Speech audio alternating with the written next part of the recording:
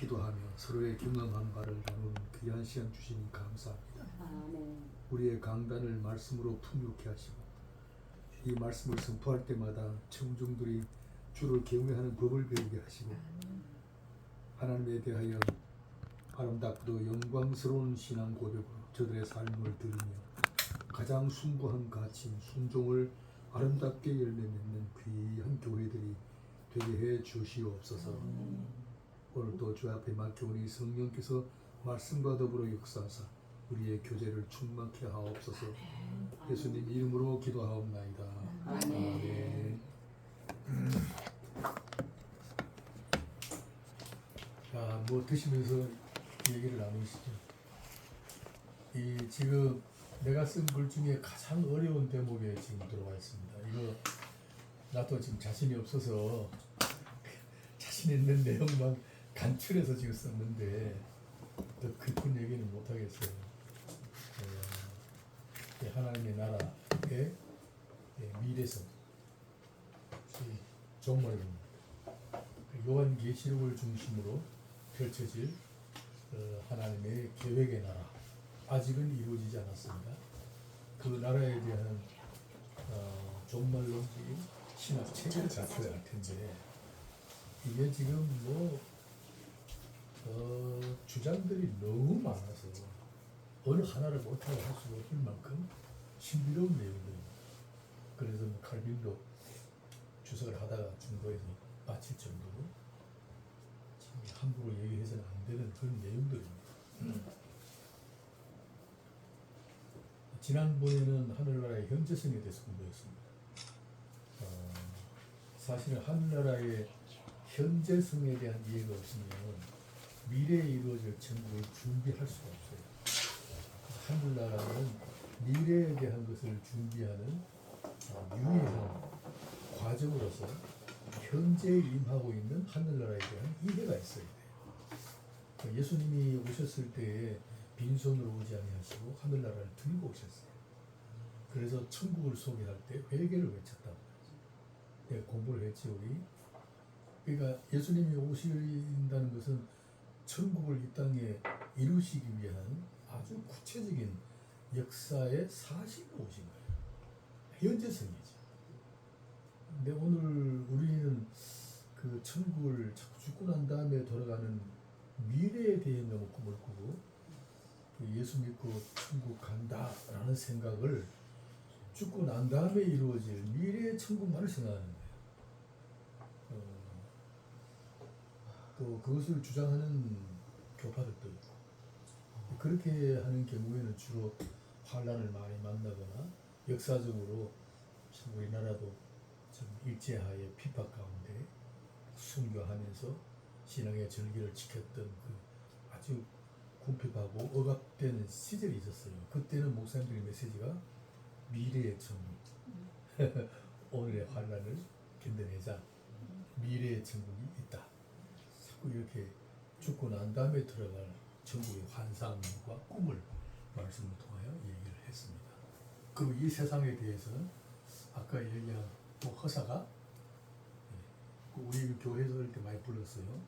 이 세상을 허망하다라는 얘기를 많이 했다고. 일장춘몽이다. 그래서 무기영화 얻은들 무슨 소용이 있겠느냐. 그죠? 이 풍진 세상을 만났으니 무슨 소망이 있겠느냐. 이런 노래가 우리 어릴 때 교회의 분위기였어요. 그래서 미래에 이루어질 천국, 그 영광을 바라보면서 현실을 이겨내자, 신앙으로 절개를 지키면서 살자. 주 메시지가 그렇게 됐어요. 근데 성경은 이외로 천국의 현재성을 많이 강조합니다. 천국의 비유의 대부분의 현재에 이루어진 천국을 예를 들어서 설명합니다. 이미 하늘나라가 천국의 비밀이 우리에게는 알려졌다. 무릇 있는 자는 받아 넉넉하게 된다. 없는 자는 그 있는 것 가지고 빼앗기는 격이 된다.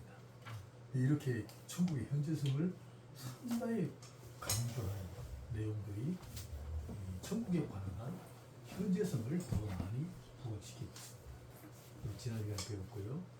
자, 오늘은 천국의 미래성인데 우리가 아는 범위 내에서 서로 토론하도록 하겠습니다. 개요만 보겠습니다. 미래의 천국에 대한 그리스도의 가르치심은 복음서의 중심 주제입니다. 예. 특히 주기도문은 미래에 이루어질 천국에 대한 소망을 대망하게 하는 기원문으로 구성되어 있습니다. 사실 이 주님이 가르치는 기도의 내용이 천국의 미래성을 염두에 두시고 제자들에게 기도하는 법을 가르치는 겁니다. 참 이거는 상당한 비밀이에요. 우리가 이런 생각을 안 갖잖아요. 근데 주님이 가르치는 기도의 기도문이 거의가 다 미래에 이루어질 천국에 초점을 맞추어서 제자들 하여금 이렇게 기도하라 라고 기원문적으로 가르쳤습니다. 현재성도 있지 않을까요? 현재성도 뭐 현성도 있지만은 주로 미래에 강점을 두고 기도문을 가르치는 겁니다. 천국의 미래성에 대한 이론들은 계시록을 중심으로 대체로 세 가지 학설로 지각됩니다. 아시다시피 역사적 전천연설, 무천연설, 후천연설입니다. 이 학설들이 나름대로 다 호소력이 있어요. 어느 하나를 주장한다는 것은 조금 뭐라 그럴까 학문적으로 신앙 고백적으로 너무 억세게 주장하는 것은 조금 문제가 있지 않겠나 이런 생각을 하게 됩니다. 자, 한번 보겠습니다. 미래적 천국에 대한 그리스도의 가르치심. 자, 주님 가르친 기도를 배우겠어요. 주께서 가르친 제자들의 기도에서 주님은 미래에 이루어질 천국의 완성을 간구하게 하셨다. 우리 한번 읽겠습니다. 시작. 하늘에 계신 우리 아버지여, 이름이 거룩히 여김을 받으시오며 나라가 임하시오며 뜻이 하늘에서 이루어진 것 같이 땅에서도 이루어지리이다. 이것이 미래의 천국에 대한 간구예요. 이해가 되겠어요? 우리 그런 생각이 별로 없었잖아요. 그죠? 그냥 암기해 생각 없이.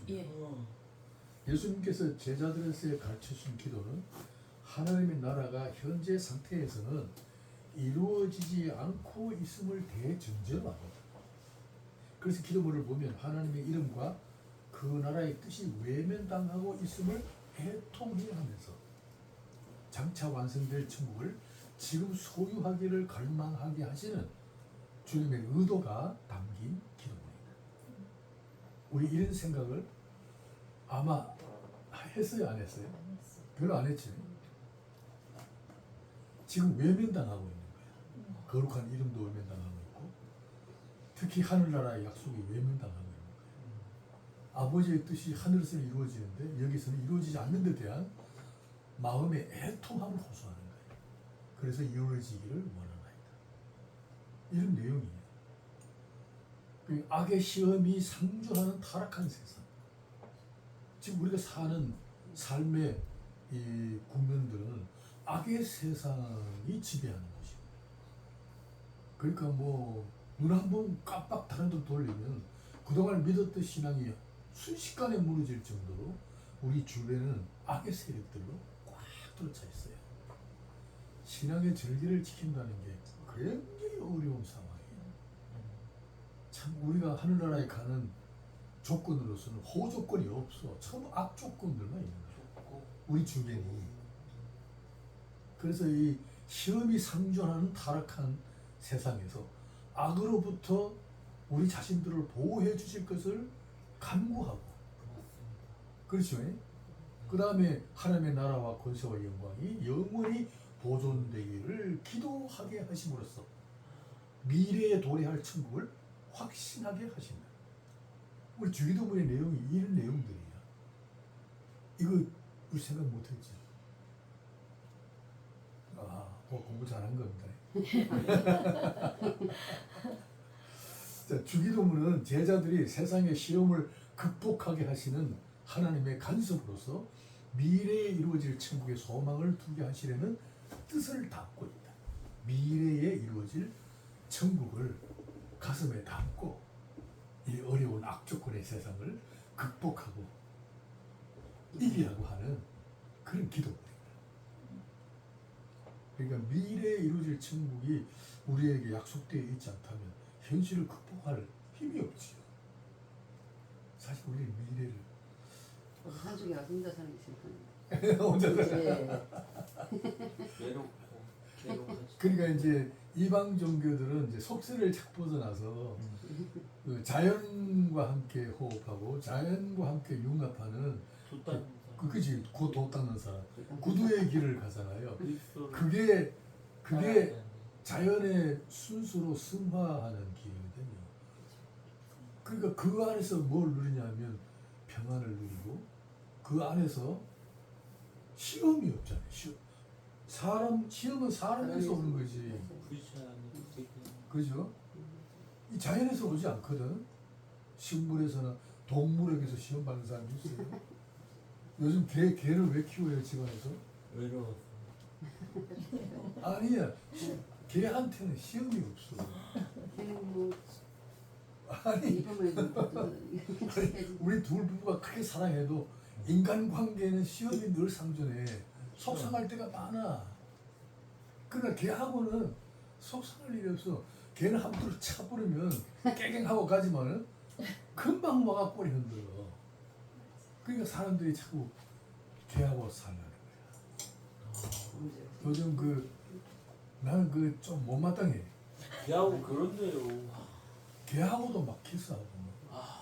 그러나 어떤 목사님 우리 집에 걔 데려와 걔하고 막 키스하고. 저도 그러는데. 그런 좀 하지 마라. 네. 하지 마라. 네. 너 그런 걔지 자식처럼 막 호칭을 그렇게 해요. 그런 사랑을 가지고 사람을 사랑하는 훈련을 그렇지. 해야지. 음. 그죠? 사람을 사랑하고. 걔를 또 사람. 원초에 만찬이거든. 제가 유튜브 아이디가 사보배 마미가 걔까지 걔까지 보이고. 걔아들, 걔딸이 나오니까. 그래? 그러니까 이게 문제야. 그래서 뭐 우리 기독교에서도 이런 사장들이 있잖아요. 이 야수의 세계, 야수와의 사랑 이런 노래들이 있단 말이에요. 인형아 야스마. 사실은 우리 복음서가 중에도 이런 내용들이 있는데도 우리는 그걸 잘 모르는데 나는 잘 몰라요. 음악은 잘 모르는데 내가 그 찬송이 하도 좋아서 한번 암기한 적이 있어요. 근데 노래를 부르는데 어떤 사람이 음악 전문가야. 목사님 그 노래가 뭔 노래인지 아세요? 아유 가사가 좋고 곡조도 좋다 이랬더니 그게 야수의 사랑을 배경으로 해서 주로 부르는 노래들이래. 그러니까 기독교의 복음서만으로서는 그게 좋은 게 아닙니다. 그러더라고. 근데 그런 내용이 없는데 했더니 그래도 그쪽의 사람들이 이게 작곡한 거고 그쪽의 순수의 세계를 열는 하나님과 인격 대 인격으로 이렇게 만나는 게 아니고 자연의 순수와의 경지에서 자연을 사모하고 인간도 자연의 일부가 되고 싶은 편하게 하겠지만 사는 좀 그런 생각을 한 적이 있어요. 자, 뭐 여기에 다른 말씀 하실 거 있어요? 그 주기도문이 이제 조금 이해가 되겠죠? 그래도 아직까지. 아직까지 잘은 그러니까 이 주님이 주기도문을 가르친 내용을 보면 주제가 장래에 이루어질 천국에 대하여 소망을 갖게 하고 확신을 갖게 하고 아직도 악의 세력으로부터 자신을 보호해달라. 그리고 하나님의 거룩한 이름이 임하기를 원하고 하늘의 뜻이 하늘에서 이루어진 것처럼 우리에게도 임하기를 원한다는 그런 기도를 가르치십니다. 참 저도 오늘 새벽에 제가 차라리 일찍이 나가요. 새벽에 일찍 나가면 좀 두려워. 새벽에 외로운 거리를 걷는다는 게 두려워요. 돌아가면서 무슨 생각이냐면 우리는 죽어도 살겠고 살아서는 자는 영원히 죽지 아니하리라. 이 구절 사고도 죽어도 살겠고 이거는 알겠는데 이게 장래의 미래잖아요. 죽어도 산다는 거 천국이다. 살아서 믿는 자는 영원히 죽지 않겠다. 이게 지금 무슨 뜻인가? 곰곰이 생각해서 살아서 믿는 자. 오늘 우리들이잖아. 기록에 이렇게 영원히 죽지 아니한다. 그렇다면 우리는 지금 이미 영원히 죽지 않는 세계에 들어와 있다는 거다. 그렇죠. 그죠? 그런데 왜 죽음에 대해서 자꾸 두려움이 오고 이 죽음의 문제를 생각하면 그죠? 왜안 돼? 이거 아주 긴장이 되고 왜 그럴까? 이미 죽음을 정복하고 죽음을 통과해서 이 부활의 새 생명의 나라에 지금 들어와서 살고 있는 현재의 내 삶이 이게 지금 천국을 지금 누리고 적어도 이 세상에 대하여 특히 죽음에 대하여 두려워하거나 긴장하거나 뭐 이런 게 없어야 될 텐데 놓고 오늘 기도하면서 하나님 언젠가는 부딪힐 그 순간 지금은 대화한 것처럼 하지만 혹시 오늘 새벽이라도 그녀가 어떻게 되지? 그 큰일을 내가 어떻게 감당해? 혹시 내가 어떻게 되면 이런 생각을 내가 하고 했다고? 진짜는 그렇다면 하나님 내 생각대로 버리지 마시고 주의 성령이 오셔서 나를 어떻게 해주셔야 되겠습니다. 이런 기도를 했다고. 그 필요한 것 같아요. 살아서 믿는 자는 예. 영원히 죽지 아니한다 이거거든요. 근데 어제 미안하지만 저 이찬수 목사님 인기 있잖아. 우리 교단인데 이번에 설교를 들어보면 신학보다는 주로 이 자기가 경험한 삶의 문제, 자기한테 뭐 온 편지 뭐 이런 거를 가지고 있지. 자기가 간증도 하고 그러더라. 그리고 어떤 그 미국의 신학자 책을 읽는데 다루면서 여러분 부활 우리가 과거는 죽고 위에 대해 살아있는 자, 죄에 대한 죽고 하나님에 대해 살아있는 자로서 그분의 글을 이해하면 이제는 날마다 죄에 대한 죽고 하나님에 대해 살아있는 신앙 훈련을 해야 되는데 그것은 곧 부활이다. 여러분 부활이 그냥 부활로만 생각하지 마시고 부활의 의미를 자꾸 얘기해요. 부활의 가치, 부활의 의미 자꾸 의미를 강조하더라고. 부활이 갖고 있는 삶의 의미 뭐 이런 거 실천적인 실존적이고 뭐 철학적인 의미에서 다 해서 그리고 뭐 듣다가 꺼버렸는데 사실은 부활의 가치나 부활의 뭐 현재적인 의미를 추구하는 게 아니에요. 그죠? 우리는 부활의 역사적인 사실에 무릎 꿇는 거. 그죠? 부활이라는 역사적인 사건 앞에 하나님을 경배하는 거기에 우리를 불러주신 하나님의 은혜가 영광. 하나의 부활을 내 삶의 현실에서 내가 어떻게 경험할 것인가. 그죠? 이미 하나님은 이루셨는데 우리는 아직도 미완성이에요.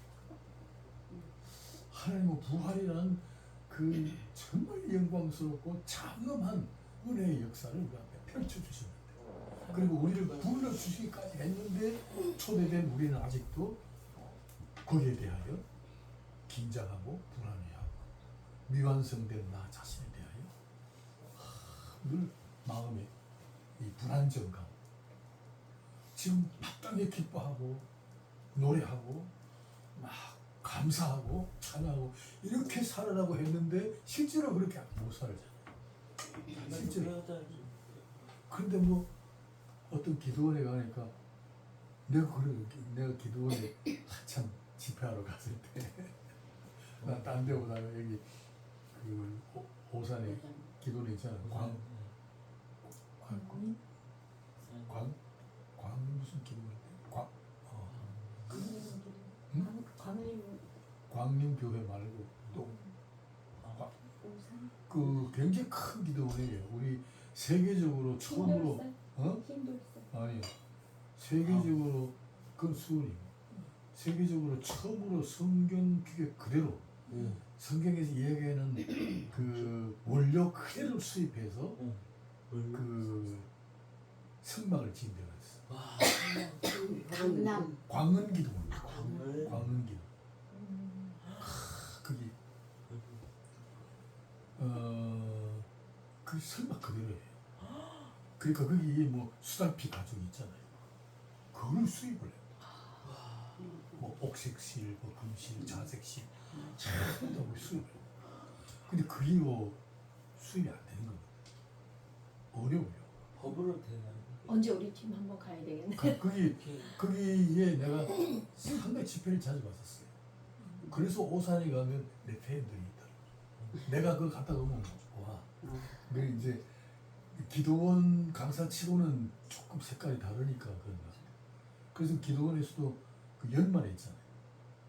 31일자 철학기도 할 때는 내가 가는 거예요. 그때가 제일 많이 모이거든요. 엄청나게 모입니다. 그때 제가 이제 주강사 그 집회에 가죠. 아, 그리고 옛날에. 이제 그런 그런 기도원이에요. 아, 그때 태어났으면 이거. 근데 그거 가니까 그게 요즘은 기도원이요 불 꺼졌어. 맞습니다.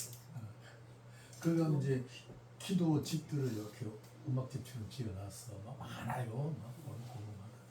그때가 골목골목마다 막 울고 부르는 소리 잘 들려요. 그 들리는 소리 듣고 산책하는 것만 해도 은혜가 돼. 아니 그런 때가 있었어요. 근데 혹시 이제 만나면 성도들을 만나면 성도들이 막 웃고 막 표정이 밝고 막 어떤 사람 웃으면서 미쳤나 싶을 정도로 요즘은 그래, 전시까지 그런 분위기였어. 그냥 분위기. 시작이에요. 그래가지고 시작이에요. 이게 나 그때도 강사이면서도 성경을 항상 기뻐하라 했으니까 당연히 기쁘지지. 뭐 기쁜데 저렇게 돈 것처럼 저렇게 분명을 막 히히 웃으면서 막 하늘 쳐다보고 막 하고 저런 기쁨인가. 그렇다면 나는 왜 저렇게 안 되는가. 그런 생각한 적이 있어. 교수님은 성향상 안 돼. 그러니까 이게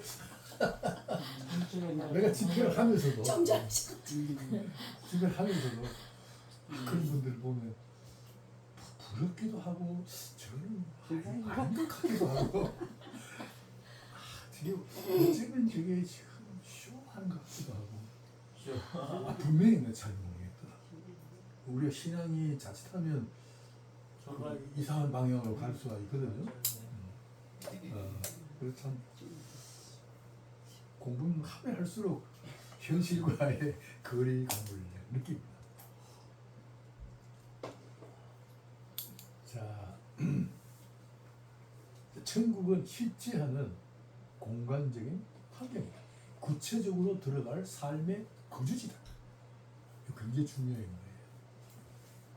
성경에서 천국은 하나님의 백성이 구체적으로 들어가서 사는 거주지로 묘사가 되고 있다. 우리 한번 읽겠습니다. 만일 내 눈이 너를 보지 않으면 빼앗으리라.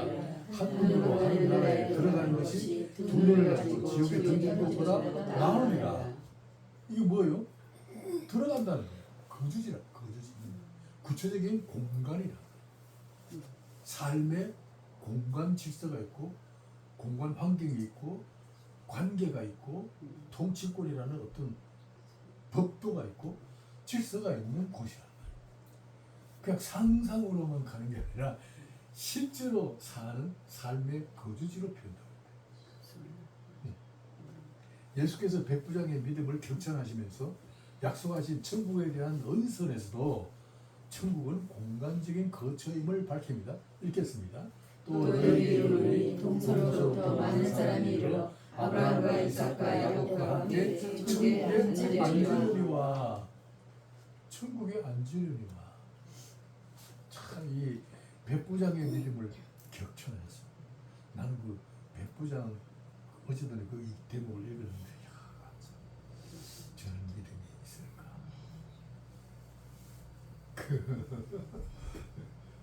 그러니까 백 부장님, 내 하인이 지금 병이 들어 죽게 되었나이다. 우리 집에 오셔서 고쳐달라 그랬어. 그죠? 그러니까 주님이 내가 가망을 했다. 내가 갈게. 그랬더니 백 부장 하는 말이 우리 집에 오심을 감당치 못하겠나. 말씀을 하면 내 하인이 낫겠나. 그리고 한 다음에 뭐냐면 나도 명령을 하면 내 명령을 따라 움직이는 신하와 종들이 있고 내가 무엇인지 하면 다 동원할 수 있는 지위에 있습니다. 우리 집에 오심을 감당치 뭐 필요하면 말씀하세요. 다 동원해 드리겠습니다. 그러니까 이스라엘에 이와 같은 믿음을 본 적이 없다. 그때로부터 하인이 난 거예요. 병이 나는 거예요. 그러니까 이제 거리와 공간을 초월해서 하늘나라를 이루신 거예요. 그 백부장의 믿음을 칭찬하고 난 다음에 이런 얘기를 하신 거예요. 천국은 이렇게 아브라함과 이삭과 야곱과 함께 천국에 앉을 것이다. 백부장과 같은 믿음을 가진 자는 천국에 앉는다. 앉는다는 뭐예요? 구체적인 장소잖아. 예. 또 베드로의 고백을 들으시고 이 반석 위에 내 교회를 세울 것이라고 약속하실 때에도 말씀하신 천국에 대한 언급도 공간적인 개념이다. 한번 읽겠습니다. 내가 천국의 열쇠를 내게 주리니 내가 땅에서 무엇이든지 매면 하늘에서도 맬 것이요 내가 땅에서 무엇이든지 풀면 하늘에서도 풀리라 하시고. 그렇죠. 이 땅에서 무엇이든지 매면 하늘에서도 매일 이 땅은 뭐예요? 공간이죠. 하늘도 매일다. 땅과 동일한 개념으로 하늘에서도 동일하게 매일 것이다. 여기 이 땅에서 풀면 하늘에서도 풀리리라. 이거 뭐 공간적인 개념. 상상이 아니고 이거 굉장히 중요하죠. 설계가 어려운 문제도 있는데 십자가에서 죽어야지. 그래서 상대를 축복하고. 그렇지. 위치가 중요하고 십자가에서 굉장히 중요해요. 또 한번 읽겠습니다. 그 외에도 천국에 대한 설명에서 주님은 영원한 천국을 공간적인 거주지로 표현하셨다. 한번 읽겠습니다. 너의 우리가 결코 천국에 들어가지 못하리라. 내가 진실로 너희에게 이르노니 누구든지 하나님 나라를 어린아이와 같이 맡지 아니하는 자는 결코 거기에 들어가지 못하리라. 천국을 실제로 들어간다는 표현을 썼어요. 들어가서 사는 거주지로 표현되어 있어요. 우리가 죽고 나면 영원한 천국에 들어가는데 그냥 시간의 끝없는 어떤 세계 이런 게 아니라 구체적인 삶의 거처야. 삶의 공간이. 보고 만지고 그게 미래에 이루어질 천국이고 우리가 들어갈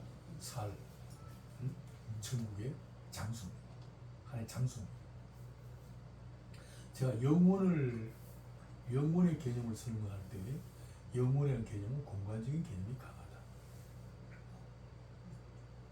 영혼의 시간보다는 공간의 개념이 강하다. 영혼은 곧 하나님의 나라. 하나님의 나라는 뭐예요? 통치권이 실현되는 장소잖아요. 천국은 공간적인 개념이 강하다. 그 여기 어린아이와 같이 받아들이지 않는 자는 결코 거기에 들어가지 못한다.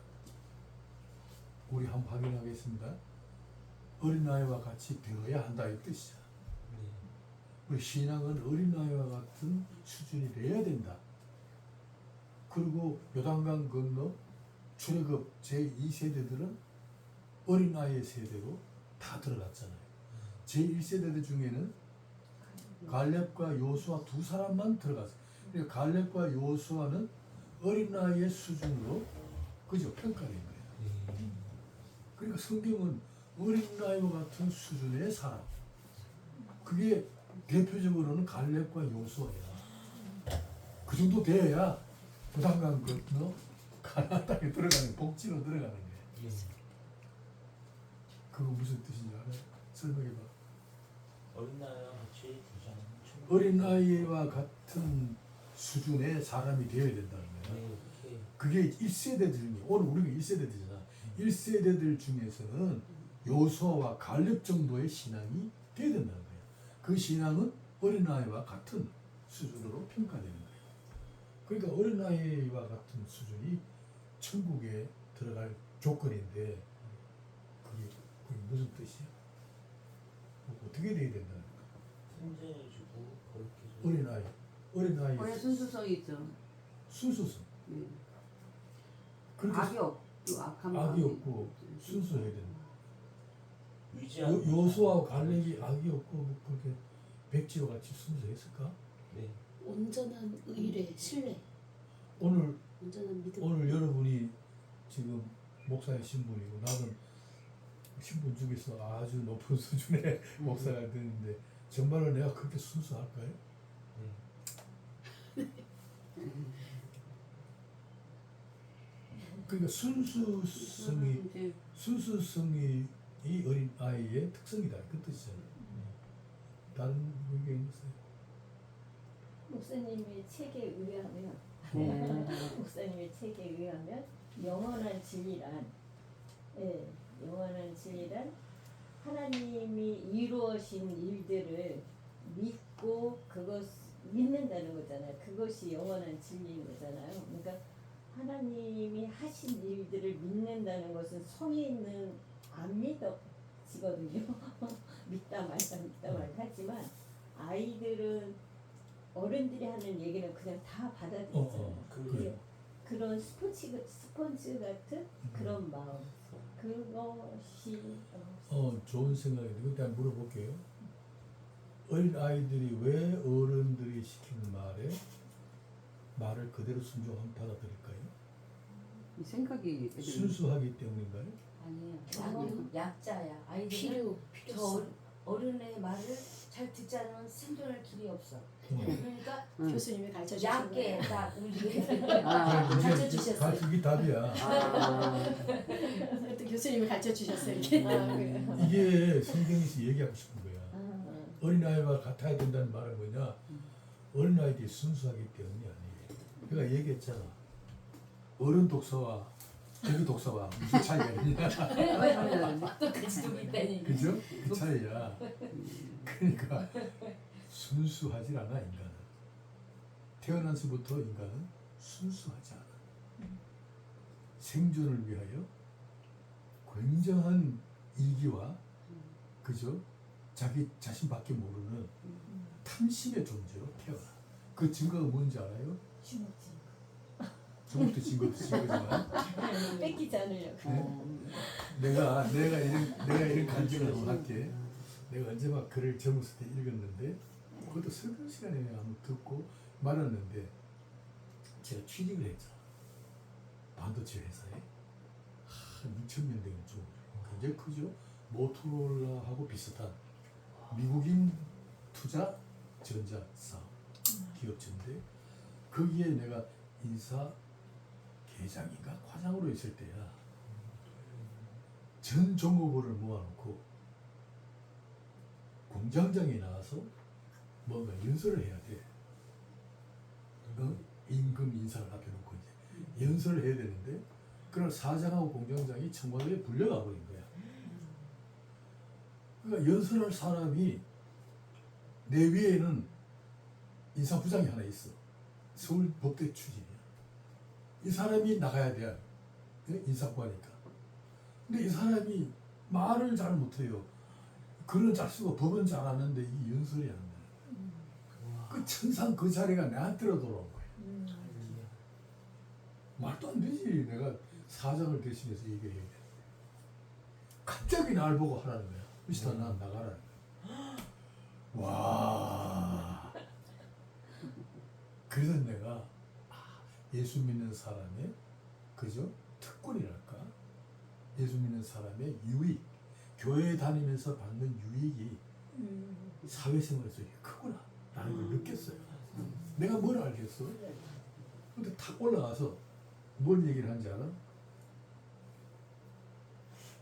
인간은 태어나면서부터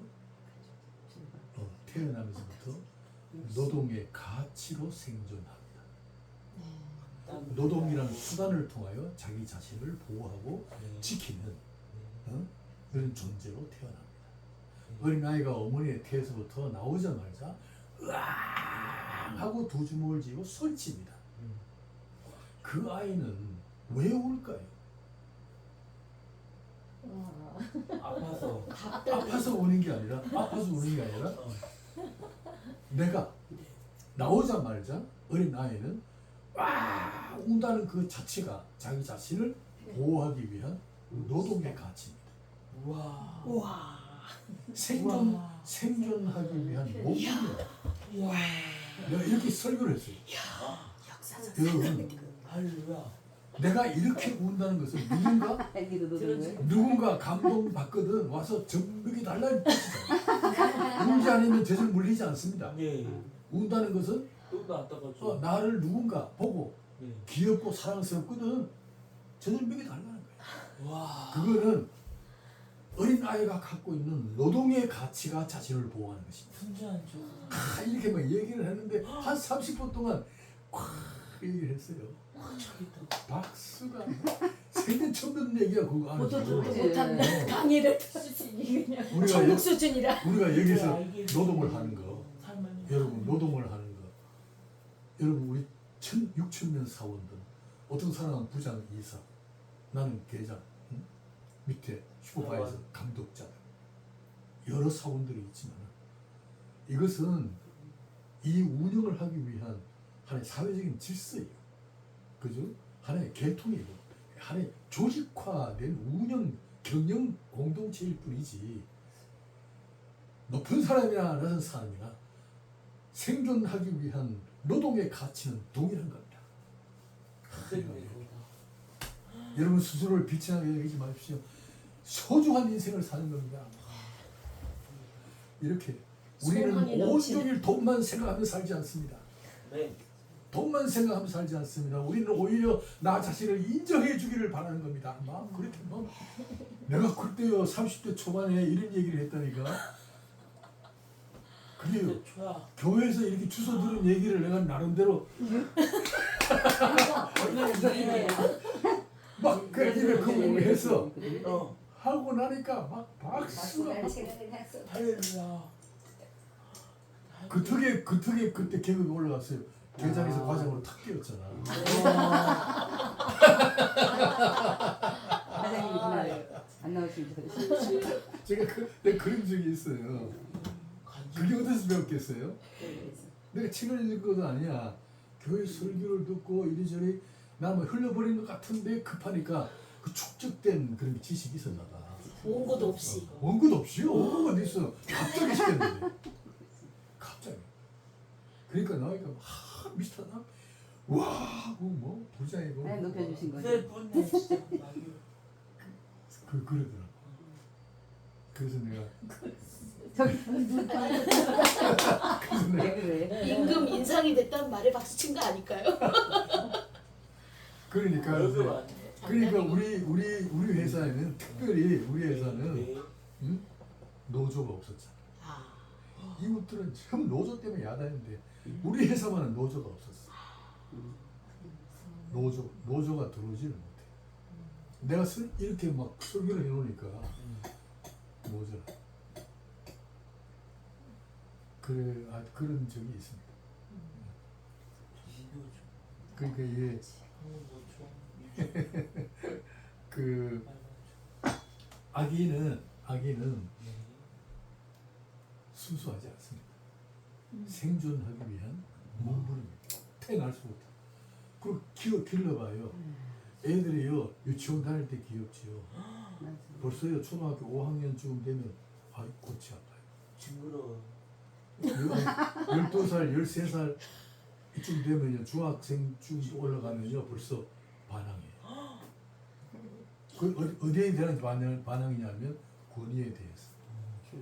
나도 인간입니다. 이 얘기야. 나도 인간입니다. 어머니만 생각이 있는 게 나도 생각이 있습니다. 이 얘기 아니야. 머리 컸다 근데 키가 엄마 눈높이보다 다 커지는 그 순간서부터 벌써 그때부터 세지더라고요. 인간은 똑똑했나 보다 자녀들이.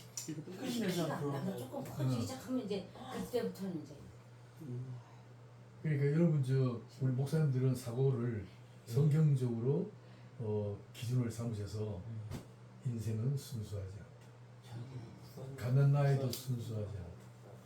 이렇게 생각을 해야 돼. 독사 새끼다.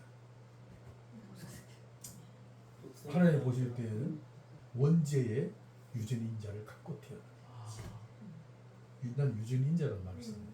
얘도 독사네. 예. 그러니까 인간의 자라면 DNA 는 자라날수록 거역하면서 자라. 자라날수록 하나님의 죄를 법을 범할 거역했잖아 처음부터. 하나님의 가능성이 나라 많지. 지혜네. 그러니까 이게 통제하지 않으면 안 돼요. 요즘 뭐 전교조들 뭐 이게 교육 무슨 뭐 애들한테 인권이 무슨 인권이 있어? 이거 안 학생 돼요. 인권 줄에 안 말도 돼요. 안 되는 소리지. 그지? 어머니 학생- 죄송합니다. 어머니 그것보다 왼손잡이 좋아하시고 저 오른손잡이 정치에로 빠질 것 같아서 그만하겠습니다. 죄송합니다. 그러니까 이게 네. 통제해야 돼요. 이- 그러니까 학생 특히 좋지. 그 이제 얘기한 것처럼 어린아이와 같이 되어야 천국에 들어갈 수 있다. 이 말은 뭐냐면 어린아이들 가만히 보세요. 아버지 어머니 말을 듣지 아니하면 살아갈 길이 없다는 것을 아는 겁니다. 맞아. 그 순수한 게 아니라 지혜입니다. 생존하기 위한 지혜. 하나님이 주신 것이요. 들의 백합화를 보라. 그 뜻이야. 그죠? 공중에 있는 새를 보라. 우리 인간들은 가만히 두면요. 자기가 생존하기 위한 기술들이 다 있어요. 가르쳐서가 아니라 타고나면서부터 배워요. 새들처럼. 백합화처럼. 인간도 자기 자신을 보존하고 지키기 위한 수단들을 익혀요. 배우면서. 그런데 그 수단들 중에 하나가 뭐냐면 어릴 때에는 아버지와 어머니에게 순종하는 거예요. 아, 순종이 아니면 살 길이 없는 거예요. 삼겹줄이 어디 가서 돈 10원을, 어디 가서 돈 만 원을 해도 잘 보여야 되잖아요. 잘 보여야 5천 만 원 되지. 용돈이 어디서 나와? 이 자기들이 벌 수 있을 정도 되면요 다 떠나가요. 지갈 길 가는 거예요. 그렇지. 지금은 못 떠나는 거예요.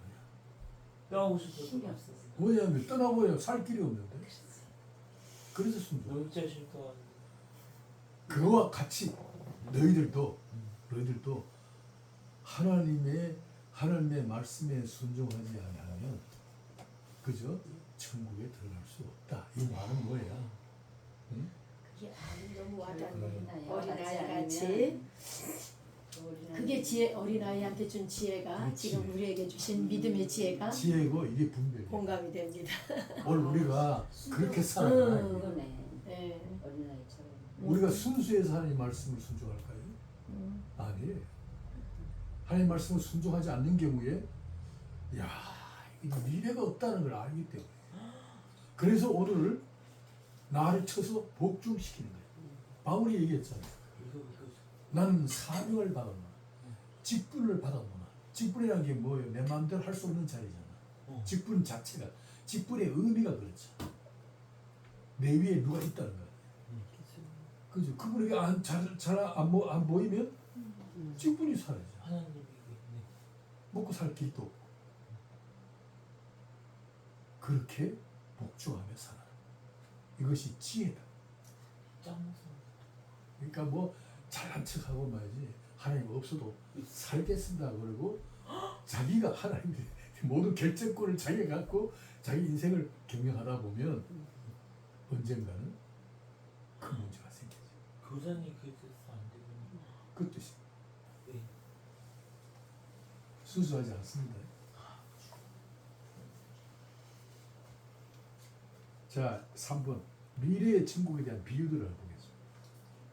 예수님은 미래에 이루어질 천국에 대한 비유들에서 천국을 준비한 지혜를 가르치셨다.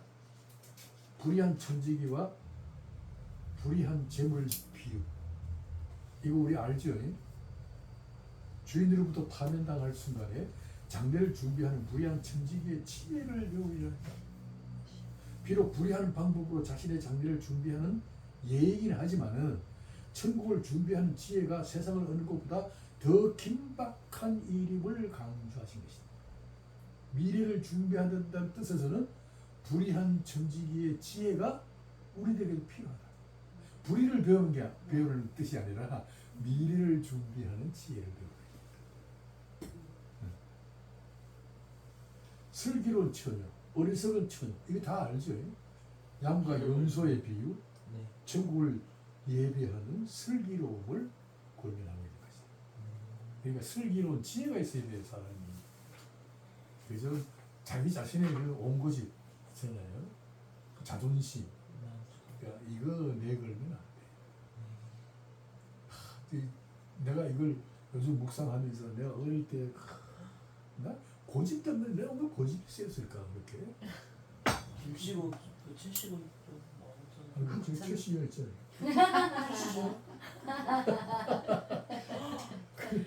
세시를 모를래? 세시만. 아 고집이.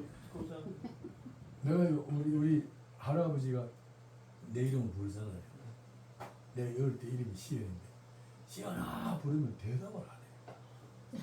왜 그런지 모르겠어. 아우가시. 저항심이 있어. 정심이 있지. 그런 거 있어요. 나는 아버지 어머니 밑에도 안 크고 할아버지 할머니 밑에서 크거든. 그 고모들 사이에서 크고. 그러니까 어머니 아버지의 사랑을 느껴본 적이 없어. 나는 누구든지 나를 사랑하는 자가 없다는 생각을 가졌어. 아, 날 보면 전부 다 바보 등신이라 마음이 워낙 착하니까 장래가 없다고. 나는 어릴 때 들은 이야기 중에 뭐 장래가 있다는 착하다, 뭐 훌륭하다, 뭐 가능성이 이런 얘기를 한 적이 없어. 전부 다 뭐 등신, 바보, 병신이. 우리 게 몸통이 말미잘. 죄송합니다. 그런 얘기만 좋은 말 좀 해줘. 그런 얘기만 들어서 그런지 네. 할아버지가 나를 부르잖아. 부르면 대답을 안 해. 그 나중에는 내 귀에 앞에 해라 부르잖아. 부르면 야 야야. 그 근상도는 얘가 야잖아. 예, 야. 예. 잘 있어야지. 그 정도로 고집이 세었어요. 그 나하고 같이 자란 내 이 바로 옆집에 그 친구 하나 있어요. 김정화이라고 친구가 있는데 얘가 지금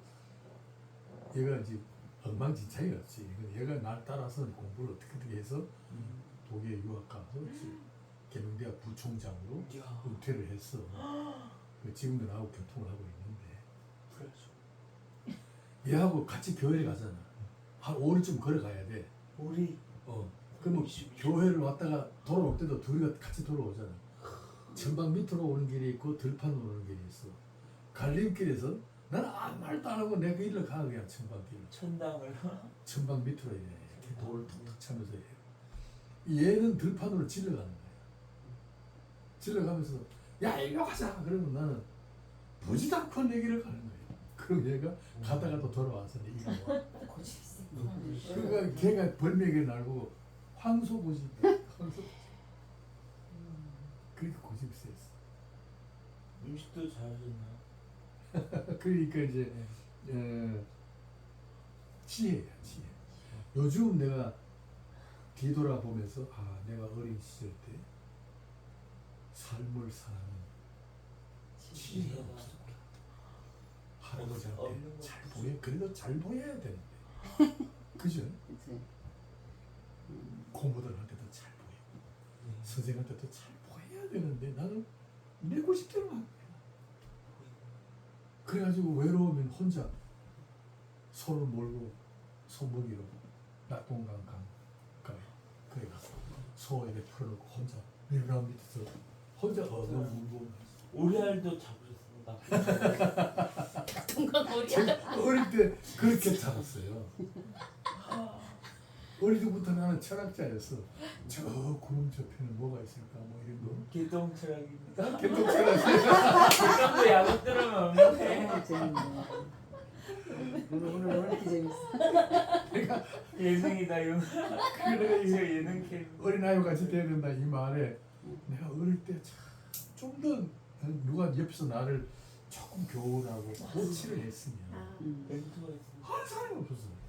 나를 옆에서 코치했으면 내가 굉장히 가능성이 있는 그 성품이야. 코치를 했습니다. 학교를 지금 내가 국민학교 6학년 다닐 때까지 1학년부터 6학년까지 학예회를 하면 내가 독창을 했어. 그 독창을 할 정도로 노래를 잘했어. 음색이 좋고. 아 지금도 근데 그거를 옆에서 잘 관리했으면 정말 좋은 성악가가 됐을 거야. 근데 이걸 안 한 거야. 아쉬워요. 그리고 중학교는 엉터리로 지나갔고 고등학교는 이제 안동으로 유학을 갔지. 그때는 아무도 간섭하지 않잖아. 어? 하숙하면서. 권씨가 그때 주변의 친구들, 근사한 친구들을 만났어. 금산 진짜 잘 나오는 애들. 피아노도 치고 공부도 잘하고 이런 애들하고 같이 교회 생활하면서 내가 눈을 뜬 거야. 그래서 공부도 하고 영어 공부를 하고 싶어 하는 게 아니라 영어 시험 시간 1시간 전에 동산에 올라갔더니 시험지가 하나 있어. 비에 젖었어. 보니까 1시간 후에 시험지야. 어머머. 나이스. 그래서 막 그때 막 자습서 갖다 놓고 에이 나이스. 막 뺏겼어. 그래가지고 영어 시험을 탁 쳤는데 100점이 나와. 100점은 아니고 90 뭐 한 3점 나왔어. 1등. 그런데 우리 반에서 최고로 공부 잘하는 애 있어. 천재야 천재. 이름이 나를 보더니 야, 네가 최고 성적이 나왔어. 너는 그래. 난 80몇 점밖에 안 나왔는데 너는 90몇 점. 말도 안 되는 거야 이거는. 운이 좋. 너 다음 시간에 오면 틀림없이 선생님이 널 볼 거다.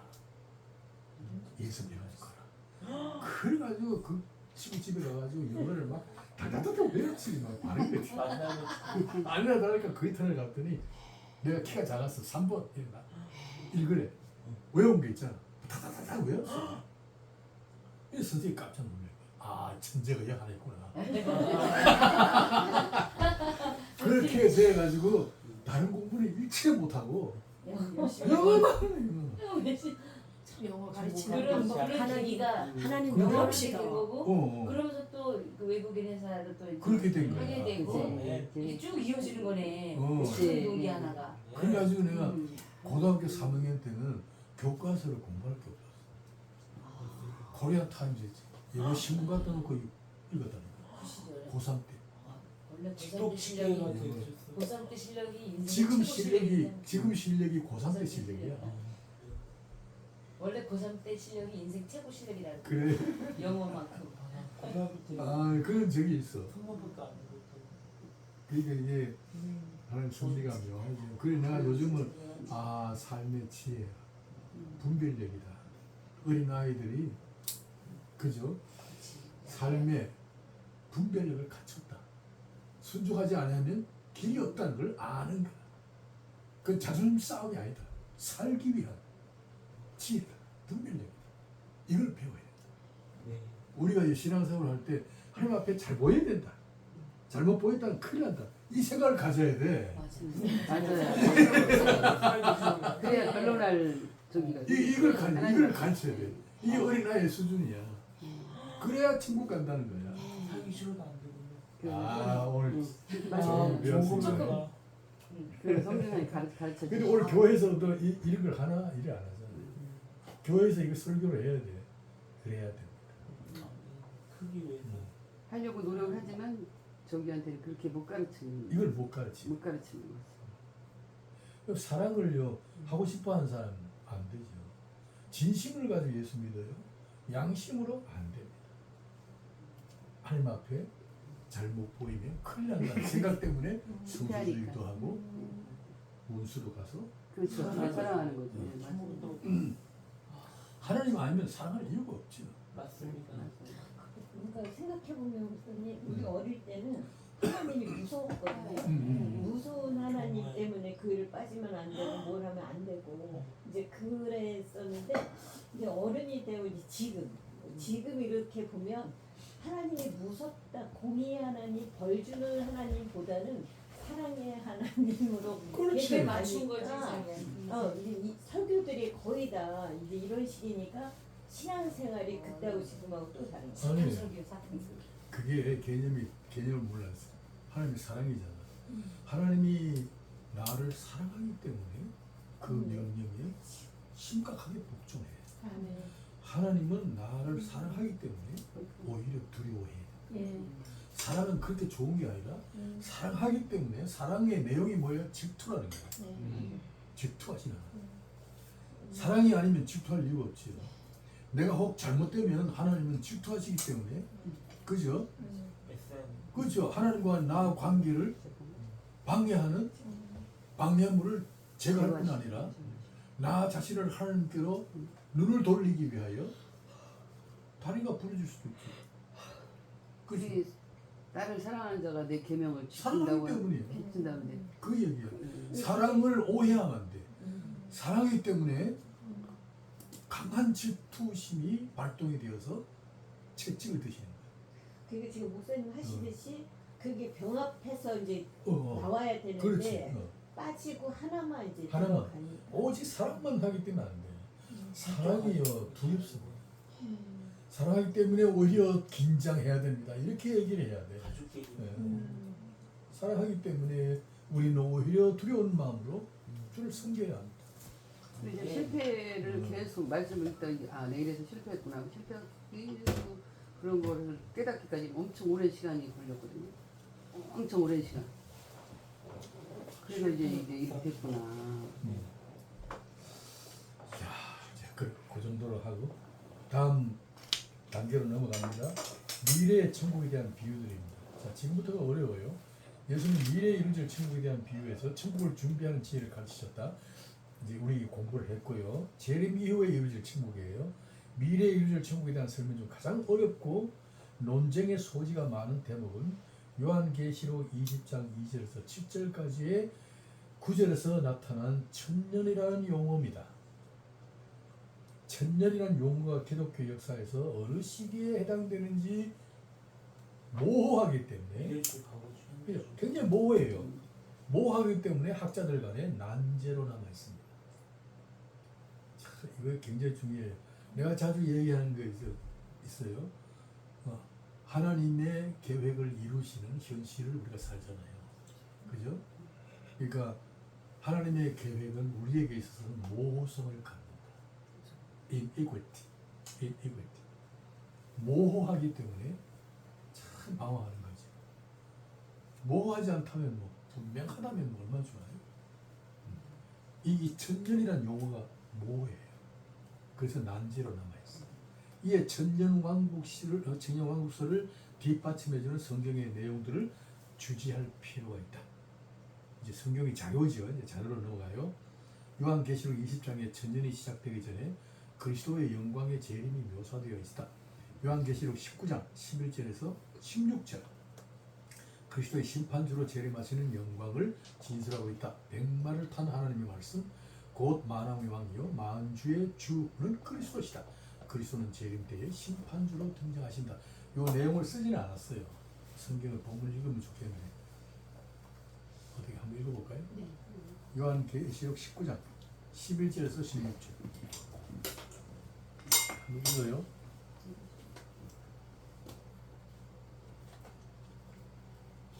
먼저 전한 사람 읽어요. 시작.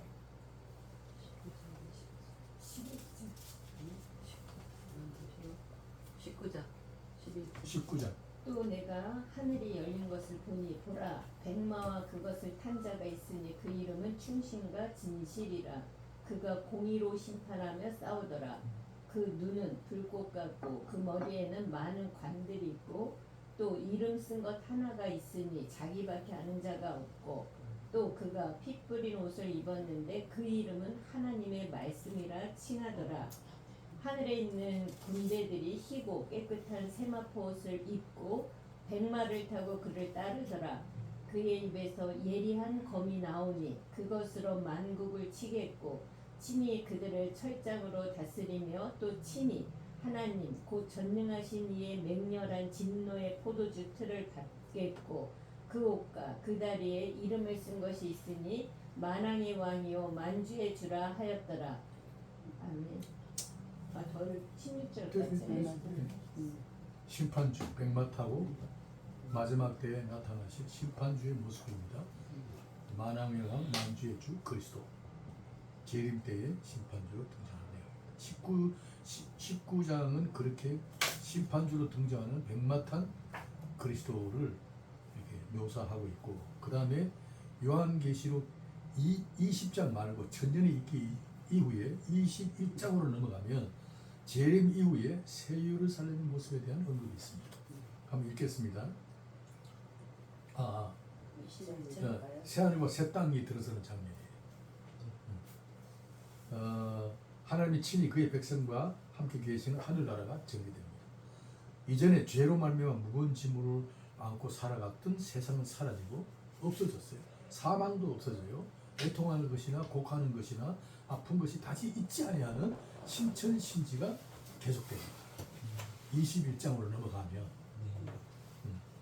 그러니까 새 예루살렘은 마치 곱게 단장한 신부가 신랑에게로 인도되는 모습처럼 화사하게 묘사되고 있습니다. 주목할 점은 21장에서는 20장에서 언급되는 죄악의 현상들이 전혀 없다. 그러니까 이제 20장까지 우리 공부를 할 거거든요. 19장은 심판주, 21장은 신천신지, 사망도 없고 아픈 것이나 곡하는 것이나 이별도 없고 뭐 애통하는 것이 없는 세계. 우리가 지금 궁극적으로 거기 들어가는 거예요. 들어가기 전에 뭐가 있느냐? 20장에는 천년 동안에 일어날 사건들이 순서를 따라 기록되어 있다. 그게 이제 천년이라는 용어가 이게 많은 학설을 만들어내는 겁니다. 자, 우선 사탄이 결박됩니다. 예수님이 재림하시면 이 무덤 속에 있던 그리스도 안에서 잠자던 자들이 일으켜집니다. 그 살아있는 자는 랩처, 승천을 들리움 받고, 그래서 이제 공중의 어느 지점에서 혼인 잔치가 벌어집니다. 그죠? 그때에 이제 죽어있던 자들이 바다도 내어지고, 죽어있던 죽음도 우리를 내어줘서 우리가 육체로 부활합니다. 그래서 헤어졌던 나의 영혼과 또 만납니다. 그 만남의 잔치가 하늘에서 이루어져요. 그 만남, 그 이루어집니다. 그러니까 이제 그리고 때가 되면 주님이 강림하세요. 네? 우리들을 데리고 다 강림하실 때 어떻게 되느냐? 20장에 보면 사탄이 그동안 우리를 미혹했던 사탄이 7년 동안 무적행에 갇힙니다. 네. 더 이상 만국을 미혹하지 못하게 합니다. 동시에 순교당한 자와 충성스럽게 살았던 성도들이 살아서 그리스도와 함께 7년 동안 왕국을 탑니다. 이것이 첫째 부활이야. 그래서 첫째 부활에 참여하는 자가 복이 있다. 우리는 첫째 부활에 참여할 자들입니다.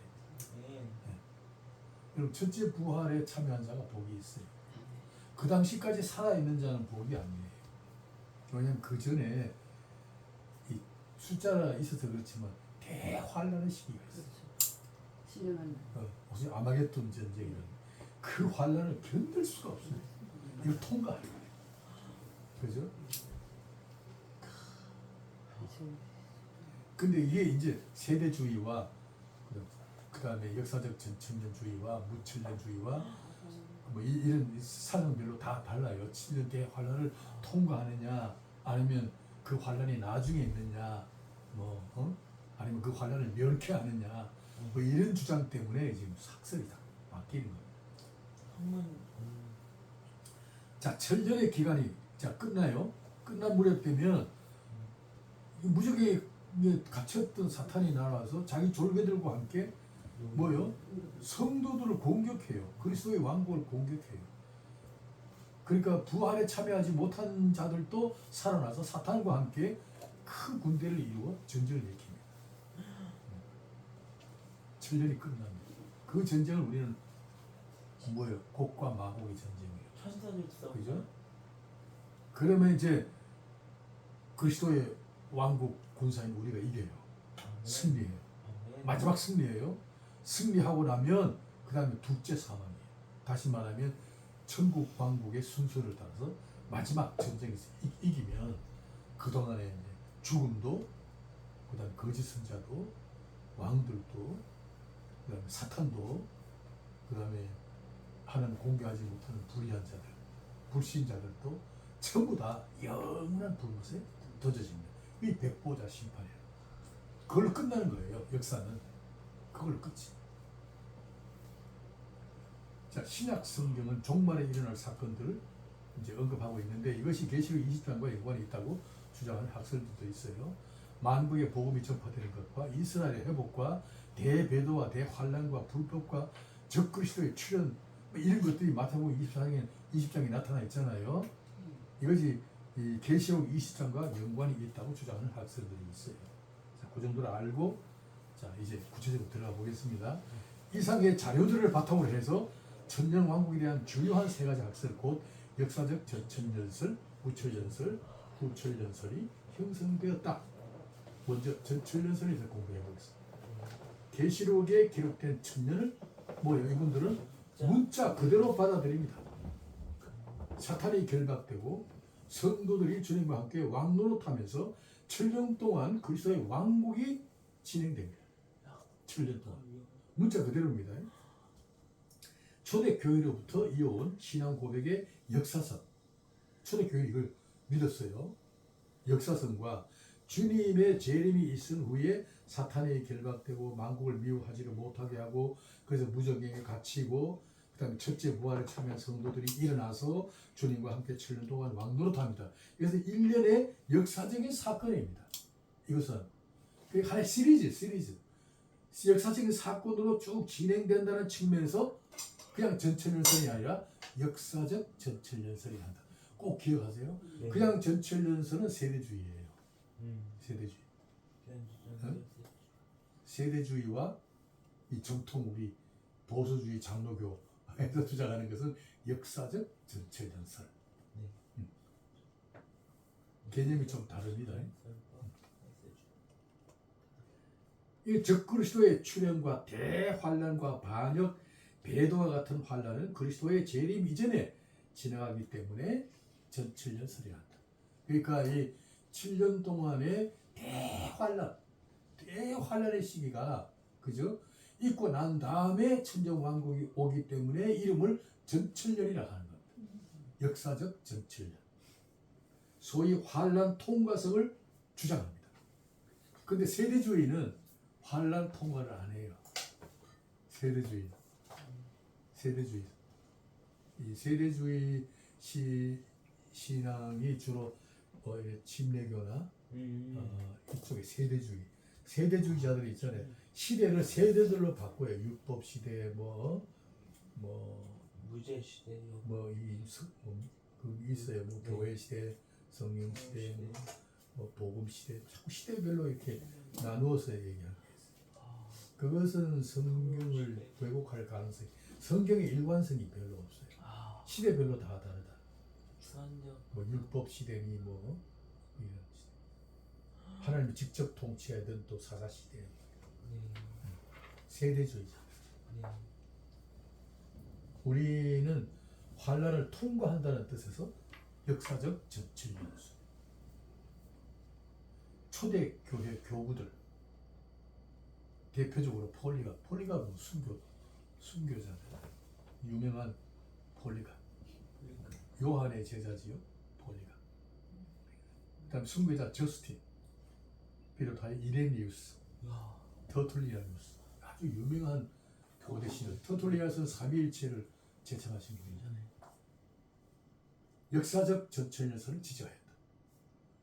그런데 이 설이 4세기 이후에는 영향력이 쇠퇴하기 시작했어요. 그리고 종교개혁까지 가요. 그러니까 한 1000년 동안 역사적 전철연설이 자 수면 아래로 깔아져 버렸어.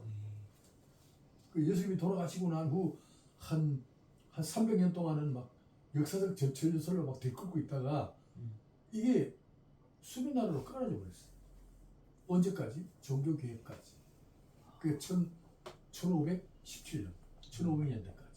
그러니까 한 1000년 동안 이 학설이 수면대로 깔아내고 지지를 받지 못하다가 그저 근세에 이르러서 근대에 이르러서 역사적 전철설에 대한 성경 신학적인 재해석이 조명을 받으면서 많은 신학자와 목회자의 지지를 지금 받고 있어요.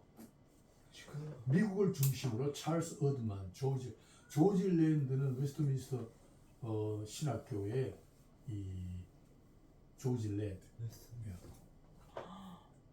아주 그 유명한 성경 신학자입니다. 이분이 얼마 전에 돌아가셨어요. 제가 참 존경하고.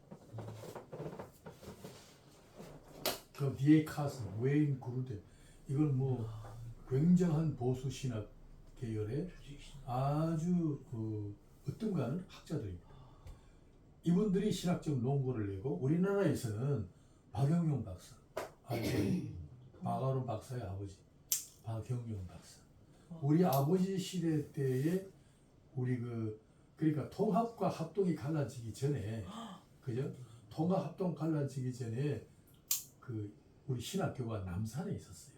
남산에 조그마한 집에 그 신학교 때 그 신학교 때에 교수생활을 하시는 분이에요. 김재준, 박영용 이런 분들이에요. 우리나라의 초대교회의 신학교의 아주 기둥 같은 교수들입니다. 결국 이제 합동 통합이 싸우면서 갈라지면서 그죠? 합동이 용산으로 옮기고 뭐 이렇게 지금 교파가 이렇게 갈라진 거죠. 그런데 그 박용영 박사와 박윤선 박사 알죠 다? 네. 이 성경 66권을 최초로 주석하신 분이죠. 박윤선 박사. 이 서대문 교회를 개척해서 하신 분이고 박윤선 박사. 그 영향 아래 보수 신학의 본산인 총신대학교 신대원, 내가 나온 학교입니다.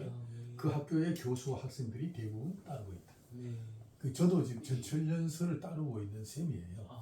뭐 그렇게 배웠고 그거 이외에는 배우지도 않았어요. 우리 총신은 이걸 배우는 겁니다. 근데 지금 총신도 많이 변질됐죠. 이게 많이 변질돼서 좀 혼란합니다. 그러나 성경을 문자적으로 해석함으로써 몇 가지 위험성을 갖는다. 세대주의의 광범위한 학설을 촉진하게 한다. 그래서 세대주의와 비슷한 종말론을 갖고 있으니까 성경 전체를 세대주의의 영향을 받을 가능성이 있다. 그런 위험성이 있다. 또 교부 시대에 있었던 것처럼 이거 어떻게 되냐면 왜 수면나라를 깔아졌냐면 천년 왕국설이니까요. 그 당시에 사람들은 우리가 죽고 나면 천년 왕국이 이루어진다. 천년 왕국 때는 죽음도 없고 사망, 애통하는 것도 없고 슬픔도 없고 아픈 것도 없고 곡하는 것도 없고 이별도 없고 그야말로 신천시잖아요. 그 천년 왕국을 어떻게 했냐면 완전한 평화, 완전한 번영, 완전한 부귀영화 이렇게 생각을 하는 거야. 그래서 사람들이 예수를 잘 믿는 사람들이 주로 부귀영화 쪽으로 기울어진 거야 신앙이. 기복주의네. 그러니까 그 때를 기다리면서 너무 탐욕적으로 신앙생활을 하는 거야. 부귀영화 이쪽으로. 그래서 이게 이 수면 위로, 수면 아래로 깔아놓게 된 거예요. 왜냐하면 그쪽으로 믿으니까 신앙이 세속화되는 거예요. 타락하고. 그게 잘못된 거예요.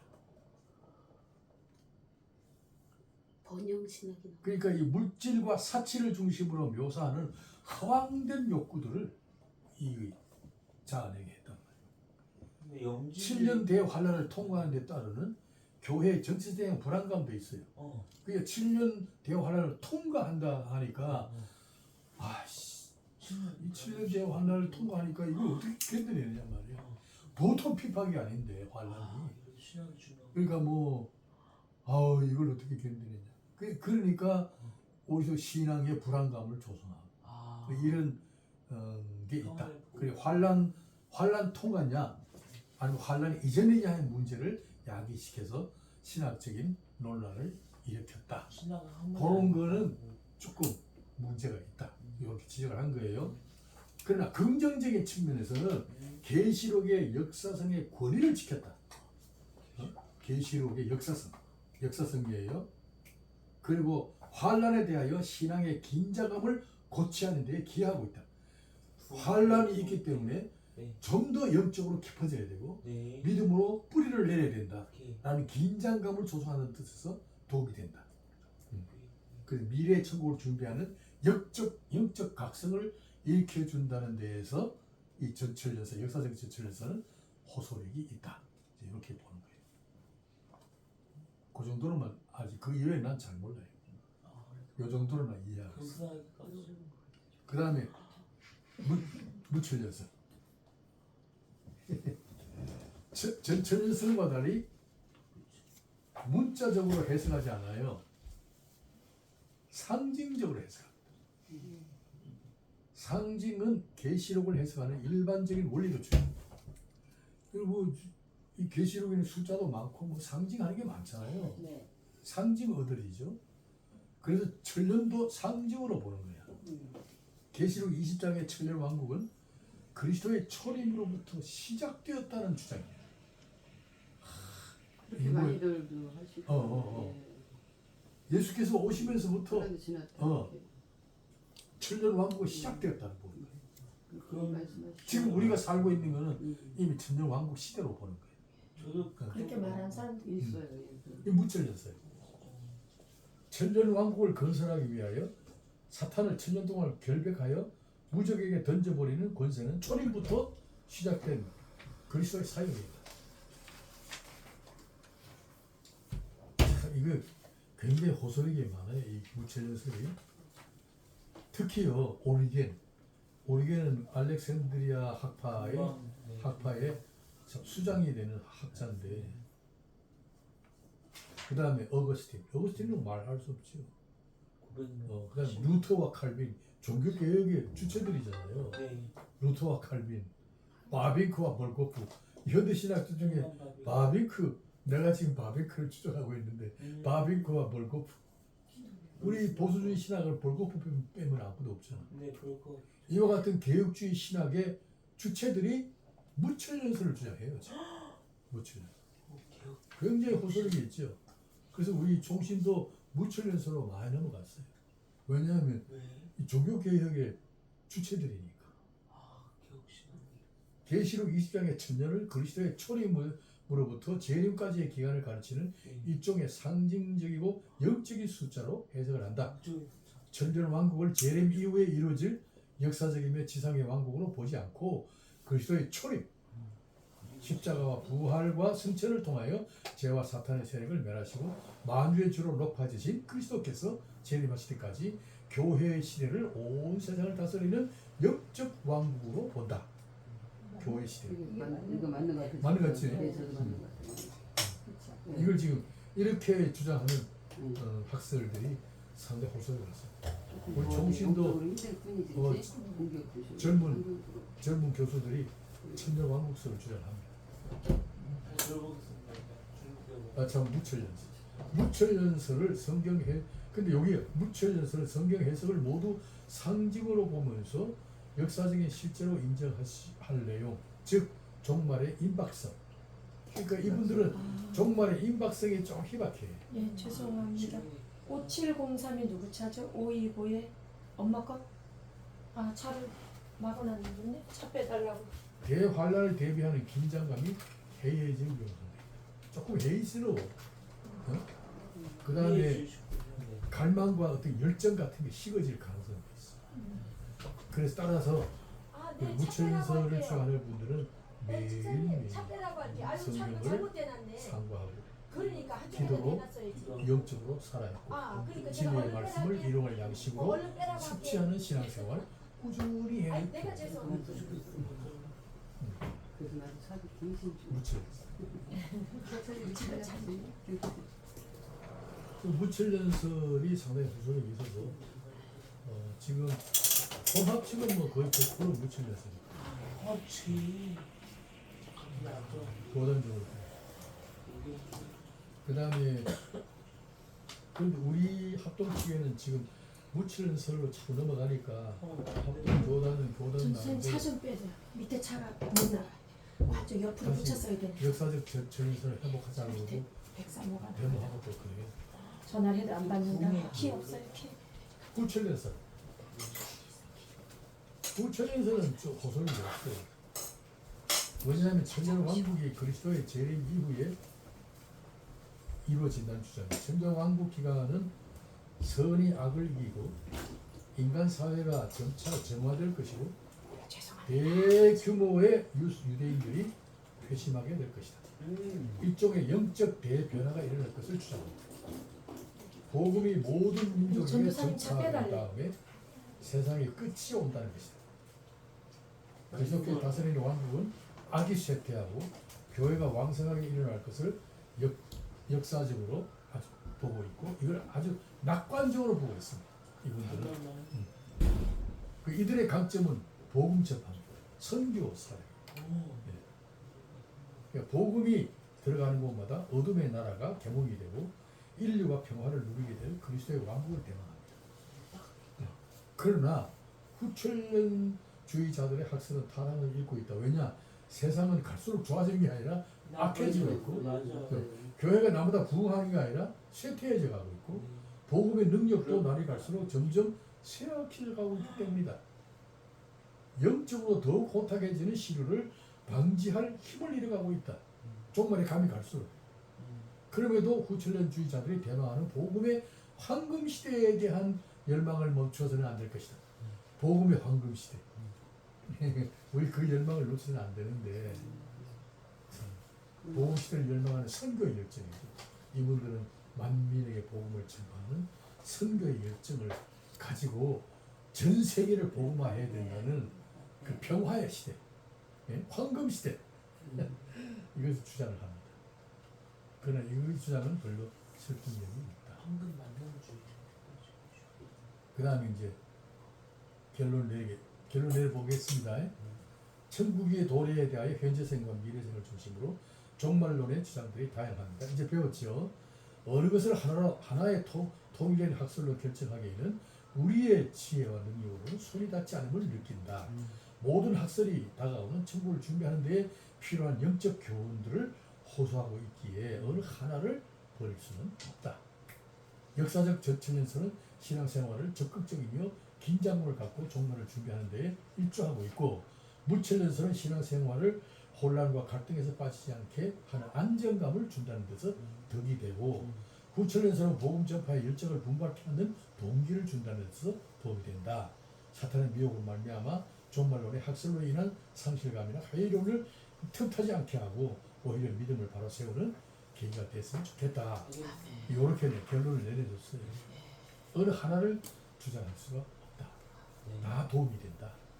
다 믿는 게 좋다. 왜냐하면 이것은 앞으로 이루어질 하나님의 계획이니까. 그죠? 역사의 단계별로 앞으로 진행될 종말의 역사.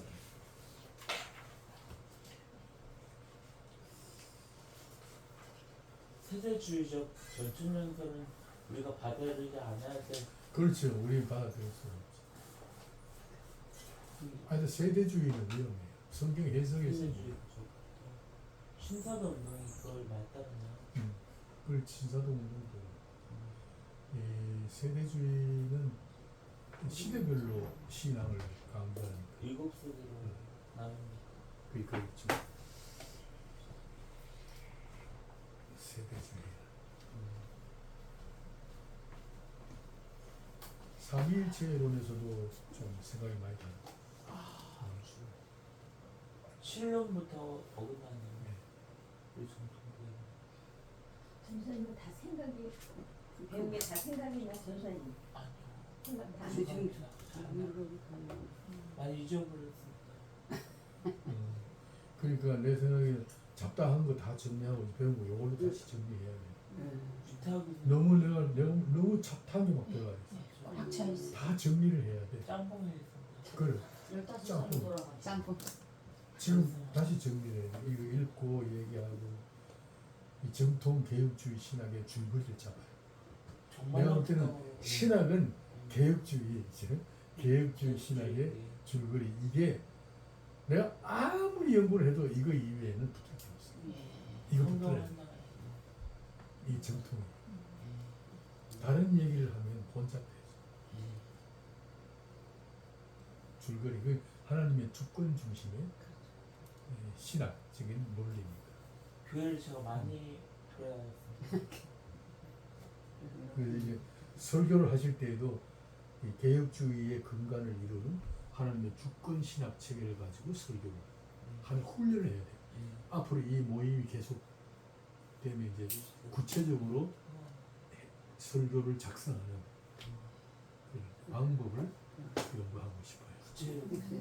그리고 하나님의 주권 중심에서 이 본문을 어떤 방향으로 설교를 할 것인가. 그 표현을 어떻게 할 것인가. 좋습니다. 목사님 그 이제 요 내용하고는 좀 아닌 학계에 대한 강의를 이제 제 다음 주에 해야 되거든요. 그 개로를 지금 한 2, 3분 정도로 이렇게 짧게 한다 그러면 어떤 식으로 표현이 목사님 표현이나 이런 게 너무 좋으니까 팁을 좀 받겠습니다. 학계. 함께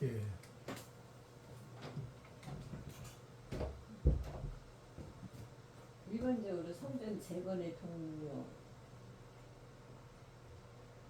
시대적 사는 그건 이제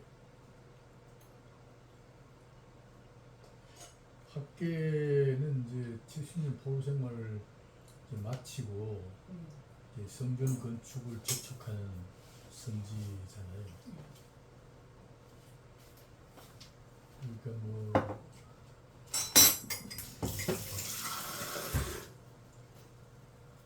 내가 볼 때는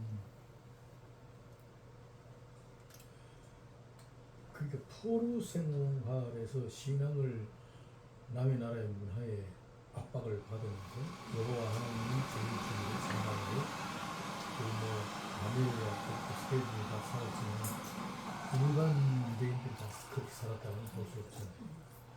그러니까 일반 유대인들은 이미 이 타 문화에 이렇게 물들어 있고 그러면서도 이제 고레스 왕의 명령에 의해서 지금 해방되어 성전 건축하러 가는데 학계가 나타나서 성전 건축의 중요성을 강조하지. 그리고 백성들로 하여금 하나님 중심으로 돌아서게 하는 설교자잖아. 그렇지.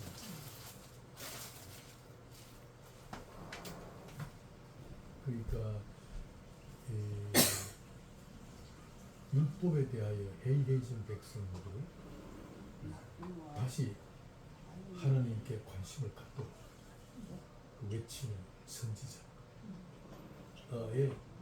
설교들입니다.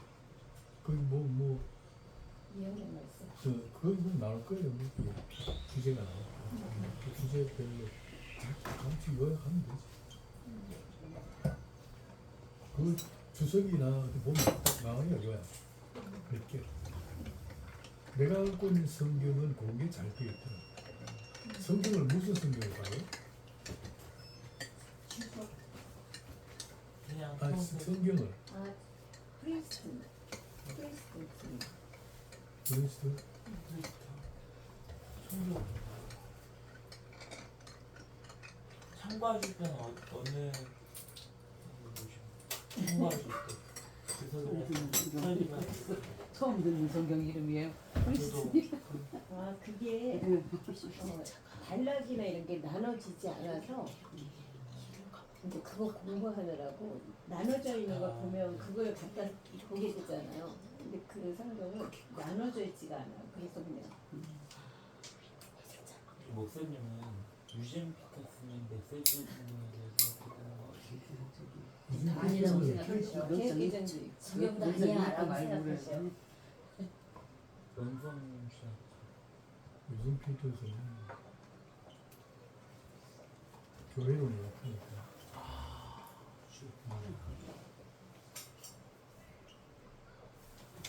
좀 문제지. 제가 처음 고등학교 때 미션스쿨 기장학교 다닐 때 그 성도로 처음 그 탐험생들 신학생활 처음 아, 상당히 그 주석하는데 좀 안목이 예리하기는 한데 수모 안무 그 주장이 우리하고는 많이 거리가 개인주 상당히 교훈적이야. 교훈적으로 보면 돼. 교리적이진 않아. 우리는 이제 교리에 좀 해야 돼. 교훈이야 뭐 성경을 가지고 교훈하려고 한 건 아니잖아. 근데 보면 전부 교훈이잖아. 유진 피터스의 그것도 하죠. 메시지 성경. 전부 다 보면 어떻게 살아야 되는가, 예. 어떤 안목을 가져야 되는가, 어떤 비전을 가져야 되는가. 자꾸 이런 이 교훈적으로 우리의 삶을 가르치고 그러잖아. 그리스도인들의 뭐 인간관계가 어쩌고 교회 안에서 상처받지 않으려면 어떤 이 찬송사 같은 그거는 경우는 아닌 것 같아요. 전 그런 설교. 네, 난 그거는 듣기 싫어.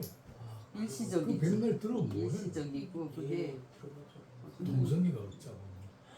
성경에 그거를 이럴 수가 그 이런 얘기를 없어요. 너무 하니까 지금 얘기하려면 우리 하나님 얘기를 그렇죠. 네 예. 맞습니다. 그리고 그러니까 언제 저 같은 경우에는 한 15년 전부터 그 전에 들었던 설교가 아니고 강의를 듣고 오는 것 같은 느낌. 그러니까 강의를 듣고 왔나 이제 이런 느낌이 오는 시점에 아마 그때쯤 이렇게 온 것 같아요. 지금 오늘 말씀대로 상처 거의 다 다 상처 얘기가 지금 굉장히 많아요. 그렇죠. 내절 치유가 맞아요, 맞아요. 여기 청주 주소태 성경도 그걸 말하고 있잖아요. 계속 이게 인물들 중에 나타나는 그것들이. 다윗도 그렇고. 하나님에 대한 게 이제 들어가야 되는데 그렇죠. 그러기보다는 그런 쪽으로 몰고 가고 내가 변화해야 되는 거. 그렇죠. 그리고 그 변화의 중심에는 하나님이 지금 이제 성령 하나님의 도움을 받아서 저는 그렇게 하고 있는데 잘 가는 건지 모르겠네요. 어떤 사건 현장에 갔을 때 그것이 완전히 해결이 안 됐을 때 하나님 제가 이제 이런 말씀에 순종해서 이렇게 갔는데 아직도 이게 이렇습니까? 라고 이제 변론하면 새벽에 그 말씀이 계속 오면서 그것이 이제 그래 완전한 하나님의 너 지금 상태가 이렇잖아.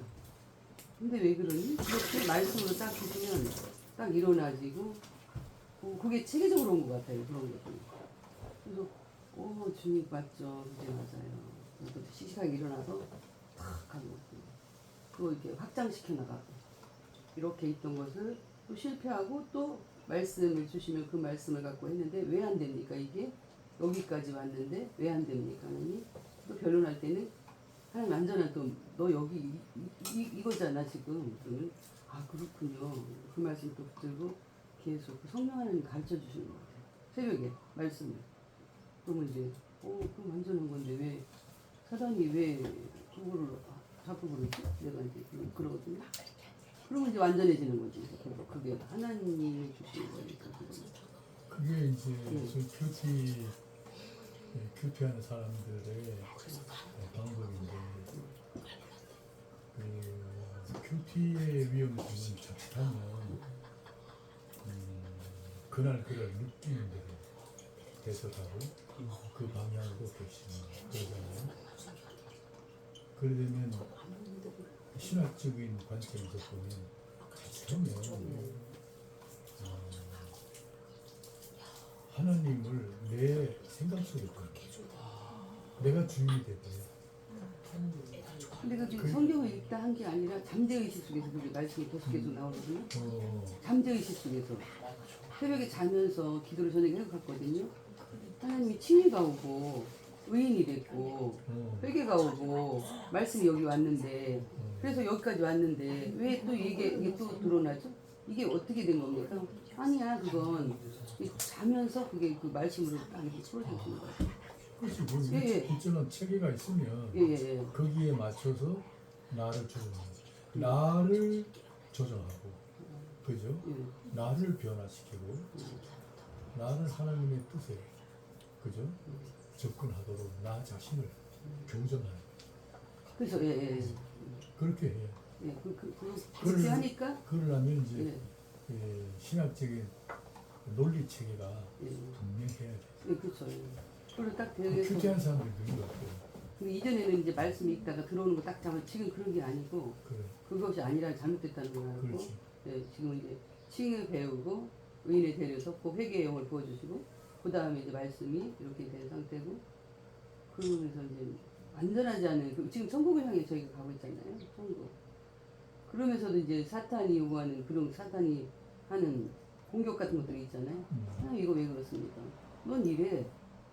그러면서 말씀을 딱 계속 주시면 그렇지. 맞죠 주님 맞죠 제가 가는 길 맞죠? 딱 이제 이러죠. 참 근데 그걸 가르치려고 하니까 사람들은 그걸 받아들이질 못해요. 합리적이고 논리적이고 내가 세상 방식에 이렇게 살았어. 그래서 어떤 사건이 일어났을 때 난 이렇게 할 거야. 이것도 알아보고 저것도 알아보고. 근데 그게 안 맥혀요. 그럼 당신이 알아서 하세요. 그럼 그 방법을 택해보세요. 그래서 저는 여기 칭의를 알았고 이 칭의에서 내가 의의 반열에 세웠지만 잘못된 것을 회개하고 하나님께 묻고 가고 이것에 대해서 저는 회개도 하고 그렇습니다. 이렇게 거기까지 당신들이 회개를 하신다고 해요. 근데 들어보면 합리적인 논리적인 방법 그 사건을 큰 사건을 해결하려고 보면 거기서 저는 말을 못 하고 있어요. 대화가 안 돼요. 이게 대화가 안 돼요. 그러면서 자꾸 잠을 구하니까 제가 막 혼란스러운 거예요. 제가 다 승리하는 방법이 아니기 때문에 우리가 다 구도잖아요. 면역법적 설교를 해야 되는지 비나법적 설교를 해야 되는지 제가 알고 있기로는 면역법은 결론을 미리 도출해서 이렇게 이유들을 붙이는 걸로 알고 있고 어느 방향으로 우리가 다 설교를 해나가야 될지 근데 설교는 네. 듣기 좋은 거는 면역법이 네. 1번, 2번, 3번 하니까 그거는 이제 딱 정리가 되지만 비나법은 그거하고 좀 달라서.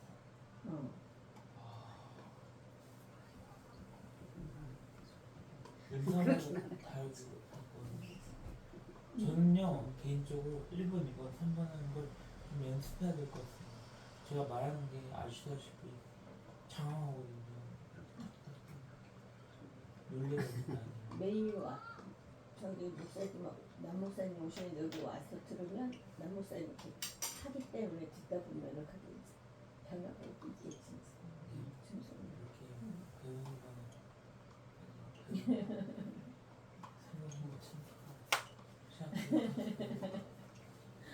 야 지금 정말 그 목회 현장에 계신 그분들한테 배우니까 복잡했던 게 풀리는 느낌 풀리리라 하면서 좀 덥지 않아요? 그쪽에 더우시죠? 지금은 에어컨이 잘 안 들어가네. 아니 안 들어가는 게 아니라 지금 제일 약하게 해놔서 문 확 문을 열어놓을까요? 열려면 시원하죠. 문 열어놓으면 바람이 가을이라. 돌고